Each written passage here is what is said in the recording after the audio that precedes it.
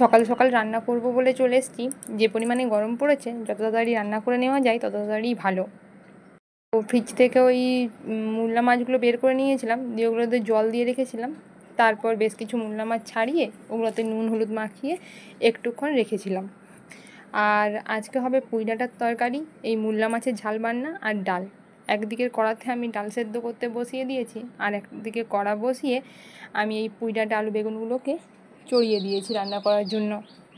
যেদিনই শাক বা ডাঁটাপালা এইসব রান্না হয়, আমি আগের দিনই সমস্ত কিছুটা কেটে কুটে রেখে দিই। তাতে কি বলুন তো, রান্না করতে অনেকটা সুবিধে হয়, অত বিরক্তি লাগে না। না হলে ওই ডাঁটাপালা কাটতে কাটতেই অর্ধেক সময় চলে যায়। এই পুঁই ডাঁটার তরকারিটা আমি ওই শুধু ফোড়ন দিয়েই করি, এতে কোনো মশলার ব্যবহার করি না। তো ডাঁটা তরকারিটা আমার হয়ে এসছে, এবার একটু মাখো মাখো রেখে এটাকে আমি নামিয়ে নিচ্ছি। পুঁই ডাঁটার তরকারি আমাকে খুবই ভালো লাগে। আপনাদের কেমন লাগে অবশ্যই জানাবেন কিন্তু।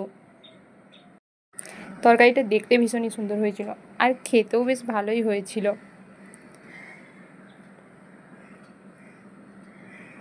এবার অন্যদিকে আরেকটা কড়াই বসিয়ে নিয়েছিলাম।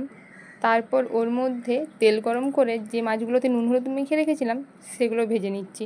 মাছগুলো একটু লাল লাল করেই ভেজে নেব। তার মাঝখানে মাঝখানে আমি ওই মাছের ঝাল রান্না করার জন্য মশলা বেটে নিচ্ছিলাম। মাছগুলো ভালো মতো ভাজা হয়ে গেছে, এবার মাছগুলোকে আমি একটা পাত্রে তুলে রাখছি। এবার ওই কড়ার মধ্যেই সামান্য পরিমাণে আর একটু সর্ষের তেল দিয়ে দিলাম কেটে রাখা পেঁয়াজ আর কটা কাঁচা লঙ্কা। তারপর আমি মাছের ঝাল রান্নার জন্য আলুগুলোকে এইভাবে আলু ভাজার মতো সরু সরু করেই কেটে রেখেছিলাম, তো সেগুলো ওর সঙ্গে যোগ করলাম। তারপর সমস্ত কিছুটা ভালোভাবে মিশিয়ে নেওয়ার পর ওপর থেকে একটু হলুদ গুঁড়ো, লঙ্কার গুঁড়ো আর একটু নুন দিয়ে দিচ্ছিলাম।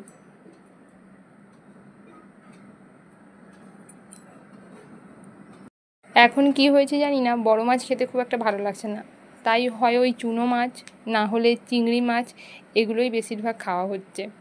তো আলুটা ভালো করে ভাজা ভাজা হয়ে যাওয়ার পর ওপর থেকে আমি মশলা জলটা ঢেলে দিলাম। সর্ষে আমি একটু জল জল করেই দিই, কেননা শুকনো শুকনোভাবে নাকি সর্ষে যদি তেলের উপরে কষানো হয় তাহলে নাকি তেতো ভাব চলে আসে, তাই আমি একটুক্ষণ নেড়ে চেড়েই ওপর থেকে জল ঢেলে দিলাম। আর দিয়ে দিলাম ভেজে রাখা মাছগুলো, দিয়ে সমস্ত কিছুটাকে ভালোভাবে মিশিয়ে ঢাকা চাপা দিয়ে কিছুক্ষণের জন্য হতে দেব।